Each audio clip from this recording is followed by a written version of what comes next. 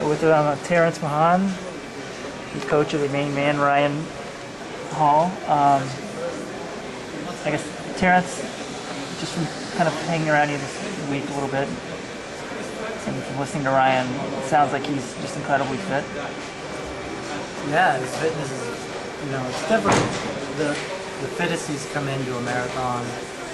He's only ran 3, but the saturation level of training just seems a lot better from the past 2 experiences. I mean, that's saying a lot because, last year, obviously, heading into London, he'd already run 59:43. Last year, heading into London, what were your expectations, I guess? Heading into London, we thought, if it was a good weather day, that, he could look at 207s as a goal time.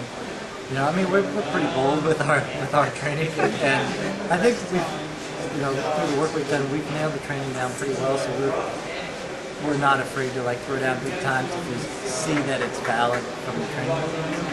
So, we thought it could run 207s, for his debut if it was good, if it was good weather. So obviously, we needed to make adjustments, when race day showed up, and we had a feeling it was going to be hot. So we thought he did a pretty good job. He kind of fell apart a little bit the last 2 miles, but I think that was more mental errors than physical. And I think we had the 207 in him on that. Maybe rewinding even farther back than that to the, summer of 2006.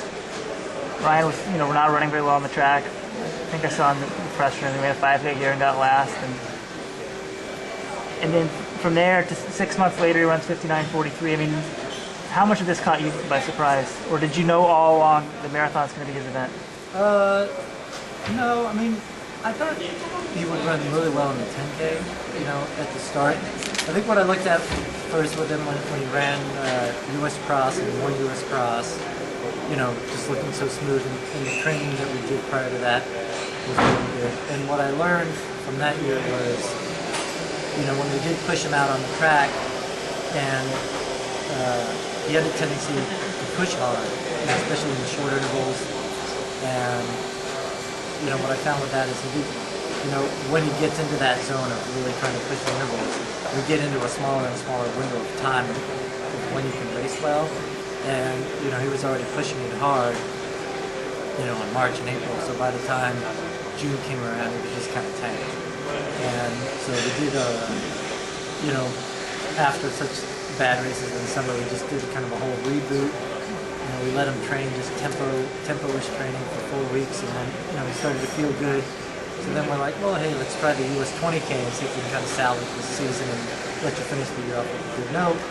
That went well, felt easy. Let him run the World Champs. That went even better. He was able to negative split, in the World Champs race. So from that point, we're like, all right, well, let's take a little break, and then we started talking about the marathon after the 20Ks. And I was still, not sure for someone so young.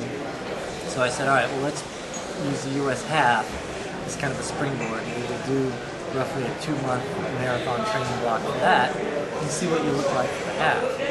And so with how easy he ran in the half and how well the training went for that building up, then we were confident that he was going to be fine for that.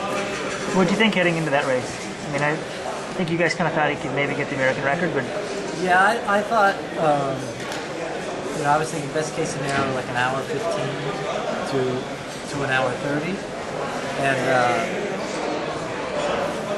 Ryan,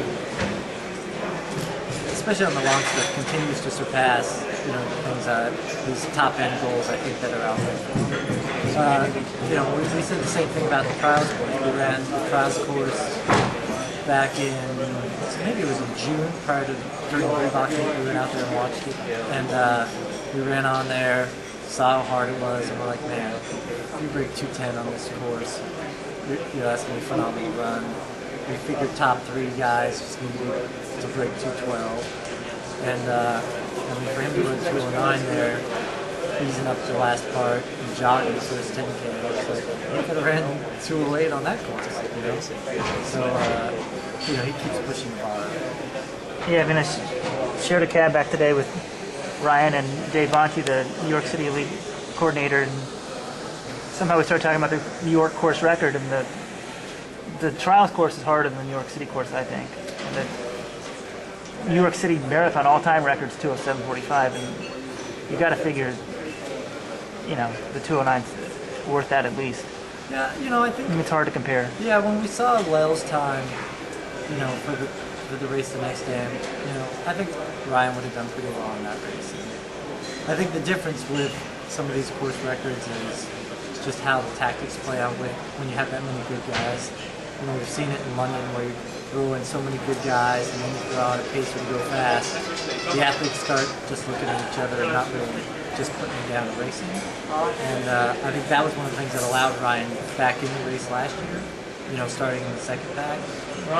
So it's just one of those things we would look at this year. But, could he run faster? Could he run a 2:07 high in New York? It's hard to say. I think some of that's just emotional control in some of those areas, to hit it the right at the wrong time.